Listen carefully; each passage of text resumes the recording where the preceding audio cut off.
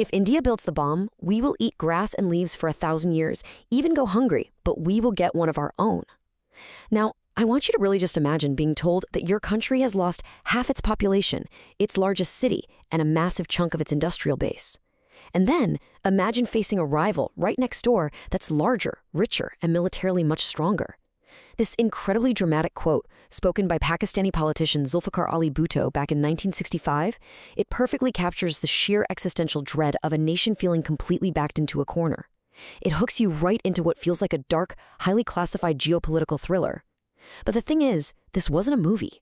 This was a very stark, very real historical reality unfolding in real time. So today, we're going to be tracing a deeply secretive, decades-long project that completely transforms South Asia forever. In this explainer, we're going to look right past all the political rhetoric. We're diving into the raw historical facts, the espionage, the science, and the immense global pressure that shaped what is arguably one of the most controversial, ambitious, strategic projects of the entire 20th century. Part 1. The Question of Survival, the 1971 Psychological Shock.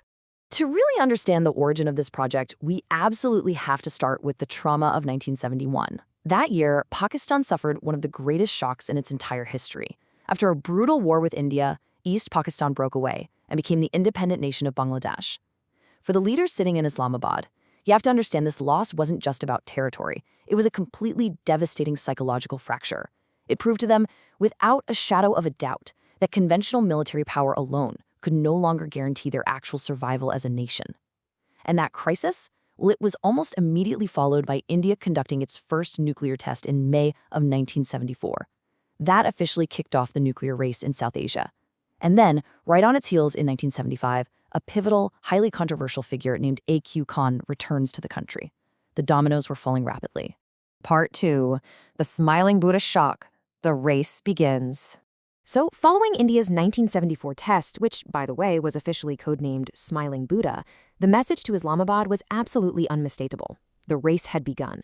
Almost immediately, Zulfikar Ali Bhutto gathered his top scientists in the city of Multan, and he presented them with a seemingly impossible mandate: build a bomb.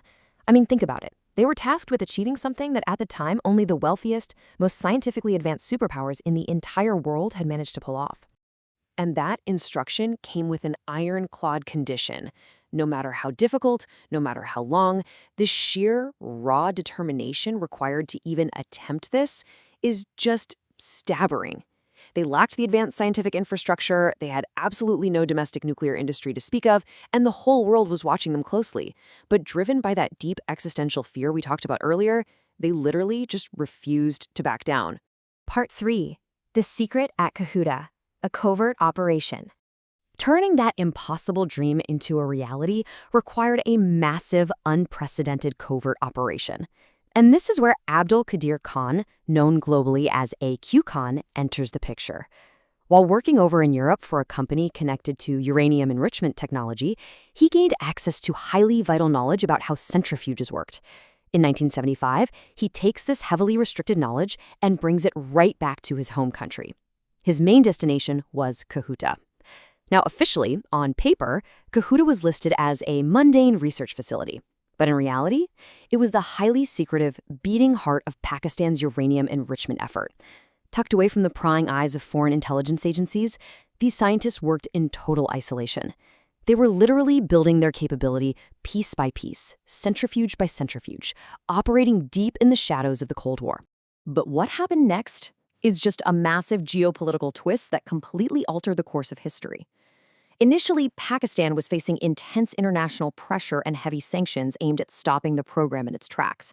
But then, in 1979, the Soviet Union invades Afghanistan, and overnight, literally overnight, Pakistan transformed into an absolute, indispensable ally for the United States.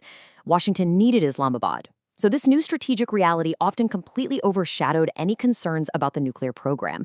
It essentially bought Pakistan the quiet, crucial time it desperately needed to refine its clandestine program without any direct interference. Part 4. The Brink of War. The Shadow of the Bomb. By the time we get to the late 1980s, thanks to all that borrowed time, the world heavily suspected that Pakistan finally had the knowledge to build the bomb. And this unconfirmed shadow began to loom over literally every single military maneuver, diplomatic meeting, and border dispute in the entire region. Take the massive 1987 Operation Brass Tacks, this staggering military buildup, or the really intense 1990 Kashmir tensions. During both events, the region stood dangerously, terrifyingly close to all-out conflict. Yet no shots were fired. Why? Because the whispered, unconfirmed existence of nuclear weapons had completely altered the calculus of war. Leaders on both sides were suddenly forced to step back from the edge. Part 5. The Mountains Turn White. May 1998. But, the ambiguity of shadows can really only last so long. When India conducted a new series of nuclear tests in May of 1998, Pakistan was suddenly thrust into an incredibly agonizing choice.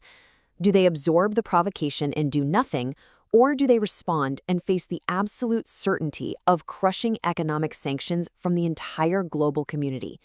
The international pressure to just stay silent was immense, but the domestic political mood demanded an answer, and they chose to answer. On May 28, 1998, deep inside the remote Chagai mountains of Balochistan, Pakistan detonated multiple nuclear devices. The sheer, terrifying force of those underground explosions literally turned the mountains white. With those tests, all the ambiguity was over. Pakistan had officially become the world's 7th declared nuclear power. They also became the very first Muslim-majority country to develop nuclear weapons. This was a momentous event. It sparked this intense, widespread national pride domestically, with massive celebrations being broadcast across the entire country. But simultaneously, it plunged the international community into a total state of high alert. The geopolitical map of the world had fundamentally shifted. Both of these bitter rivals now openly possessed the ultimate weapon. Part 6. The Nuclear Paradox. A New Era of Stakes. The terrifying reality of this new era was proven just 1 year later. In 1999, the high-altitude Kargil conflict erupted between the two now-declared nuclear powers. Soldiers were battling in extreme mountain conditions, and the entire world held its breath. It demonstrated perfectly that nuclear weapons, they don't actually eliminate war. They just change its shape, and they raise the stakes to catastrophic, world-ending levels.